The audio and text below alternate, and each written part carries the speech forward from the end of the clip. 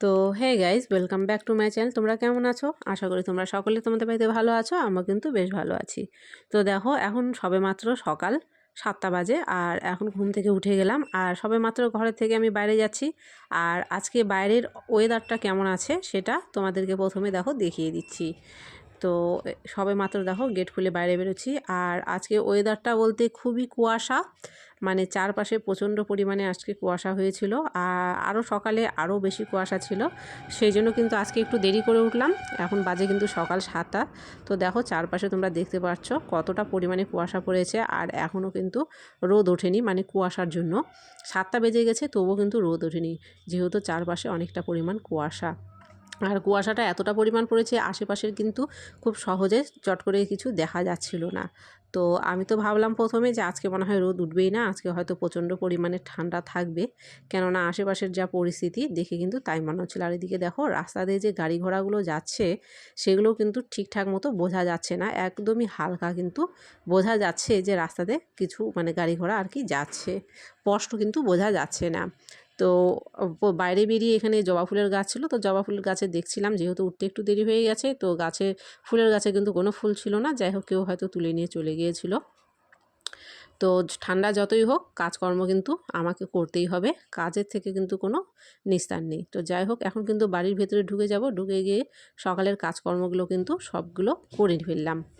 সকালের যত কাজকর্ম ছিল সেগুলো আর আজকে তোমাদের সাথে শেয়ার করতে গেলাম না, সব কিছু করে দেখো একদম স্নান করে ফেলেছি। আর এখানে বসে পড়েছি পুজো করতে। পুজো বলতে এখন আমি যে পাশে শিবলিঙ্গ বসানো আছে সেটাতে প্রথমে জল দিয়ে ফুল দিলাম।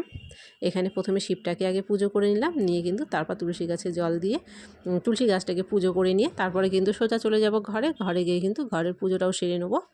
আর সকালে যতটা কুয়াশা মনে হচ্ছিল তত তাড়াতাড়ি কিন্তু আজকে কুয়াশাটা মানে কেটে গেল। মানে কুয়াশাটা আমি ভাবলাম যে আজকে হয়তো রোদ উঠবে না, কেননা সকালের পরিস্থিতি এতটাই খারাপ ছিল, কিন্তু দেখলাম যে না, কুয়াশাটা কিন্তু খুব তাড়াতাড়ি কেটে গিয়ে রোদ কিন্তু খুব তাড়াতাড়ি বেরিয়ে গেল। তো যাই হোক, দেখো কথা বলতে বলতে কিন্তু এখানটায় পুজোটা প্রায় আমি কিন্তু দেখো সেরে ফেলেছি। আর তুলসী গাছে জল দেওয়া, ঠাকুরকে পুজো করা, ঠাকুরকে ফুল দেওয়া, এগুলো কিন্তু খুবই ভালো লাগে।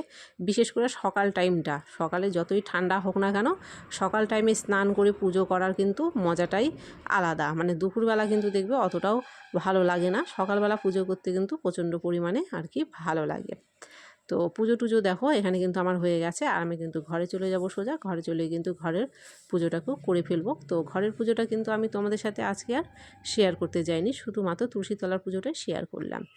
আর এখানটায় দেখো রোদ উঠে গেছে। প্রথমে বলছিলাম যে রোদ কিন্তু উঠবে না মনে হচ্ছিল ওয়েদারটা দেখে, কিন্তু রোদ উঠে গেছে। আর ঠান্ডার দিনে কিন্তু কিছু না কিছু প্রতিদিন কাচা পড়ছে, কেননা ঠান্ডার দিনে জামা কাপড়টা একটু বেশি পরা হয়। আর সেই জন্য কিন্তু জামা কাপড় যেমন পরা হয় তেমন কিন্তু কাচাও হয়। আর এখানে যেহেতু রোদ পড়ে, মানে খুব ভালো রোদ পড়ে, সকাল থেকে সারাদিনই রোদ পায়, তো এখানে কেচে জামা কাপড় মেলে দিলে কিন্তু খুব তাড়াতাড়ি এই জায়গাটায় শুকিয়ে যায়, বেশি সময় লাগে না। তো সেই জন্যই আর কি জামা কাপড়গুলো প্রথমে দেখো এখানে রোদের মধ্যে মেলে দিচ্ছি। আর সকালে যে চাদরটা গায়ে দিয়েছিলাম সেটা বাসি গায়ে পরেছিলাম, তো সেই জন্য চাদরটাকেও কিন্তু কেচে দিলাম। দিয়ে কিন্তু ভাবলাম যে এখানে রোদের মধ্যে একটু দাঁড়াই, মানে সকালবেলা স্নান করে উঠে কিন্তু ভালোই ঠান্ডা লাগছিলো, ভাবলাম রোদের মধ্যে দাঁড়িয়ে গাটাকে একটু গরম করে নিই, আর চুলগুলোও একটু শুকিয়ে যাবে। তো সেই জন্য কিন্তু বেশি না, 10 মিনিটের মতো কিন্তু এখানটায় রোদে ছিলাম। আর রোদটা দেখো কতটা ভালো উঠেছে।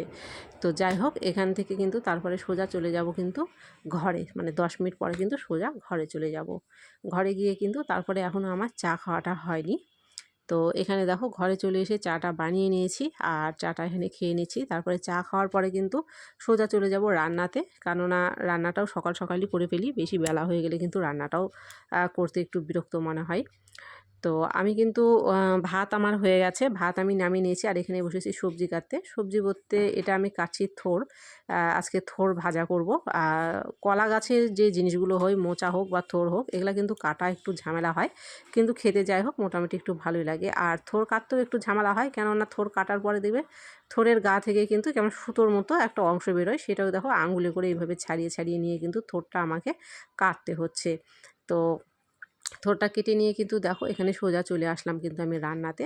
আর রান্না বলতে মোটামুটি রান্না করে ফেলেছি বেশিরভাগটাই। আর এখানটায় দেখো এখন থোর ভাজা করছি। তো থোর ভাজা, থোর ঘন্ট এগুলো কিন্তু যাই হোক ভালোই লাগে। তবে থোর ভাজাটা একটু বেশি ভালো লাগে। আর থোরটা যদি কচি হয় তাহলে কিন্তু খেতে আরও বেশি ভালো লাগে। এই থোরটা কিন্তু সত্যিই কচি ছিল আর খেতে কিন্তু দারুণ হয়েছিল। তো আজকে কিন্তু আমি রান্না করেছিলাম মাছ আর অন্যান্য কিছু করেছিলাম। থোর ভাজাটা কিন্তু তোমাদের সাথে দেখো এখানে শেয়ার করে নিলাম। আর তারপরে কিন্তু আমি বানিয়েছিলাম আজকে ফুলকপির বড়া। ফুলকপির বড়া বা পকোড়া তোমরা যেটা খুশি বলতে পারো। তো প্রথমে থোর ভাজাটা করে নিয়ে তারপরে কিন্তু ফুলকপির পকোড়াগুলোও আমি করে নেব। আর ঠান্ডার সময় দেখবে ঠান্ডার বিভিন্ন রকম সবজি বেরোয়। আর বিভিন্ন রকম সবজি বিভিন্নভাবে রান্না করে খেতে কিন্তু বেশ দারুণ লাগে। আর ফুলকপির পকোড়াও খেতে কিন্তু বেশ ভালো লাগে। আমরা যেমন বাঁধাকপির পকোড়া খাই সেটাও খুব ভালো লাগে, ফুলকপির পকোড়াটাও কিন্তু খেতে খুব ভালো লাগে। হ্যাঁ, বানাতে একটু যাই হোক ঝামেলা মনে হয়, কেননা মানে একটা একটা করে কেটে একটা একটা ছোট ছোট জিনিস একটা একটা করে করা একটু ঝামেলা মনে হয়, কিন্তু খেতে কিন্তু বেশ ভালোই লাগে। একদম মুচমুচে হয় জিনিসটা, খেতে কিন্তু বেশ ভালো লাগে। তো তোমরাও কি আমার মতো ফুলকপির পকোড়া খেতে ভালোবাসো বা বানাতে ভালোবাসো? অবশ্যই কিন্তু আমাকে কমেন্টে জানিও। তো দেখো এখানে বড়াগুলো ভেজে আমি উঠিয়ে নেবো আর তোমাদের সাথে কিন্তু ওঠানোটাও আমি দেখাবো। আর ফুলকপির পকোড়াগুলো কিন্তু আজকে খেতে দারুণ স্বাদ হয়েছিল। আর আমি একদম লাল মুচমুচে করে ভেজেছিলাম, এটা খেতে কিন্তু খুবই সুস্বাদু হয়েছিল। আর একটা ফুলকপি দিয়ে আমি এখানে ফুলকপির বড়াগুলো বানিয়েছি। তো দেখো একটা ফুলকপির বড়া এখানটায় কতগুলো হয়েছে।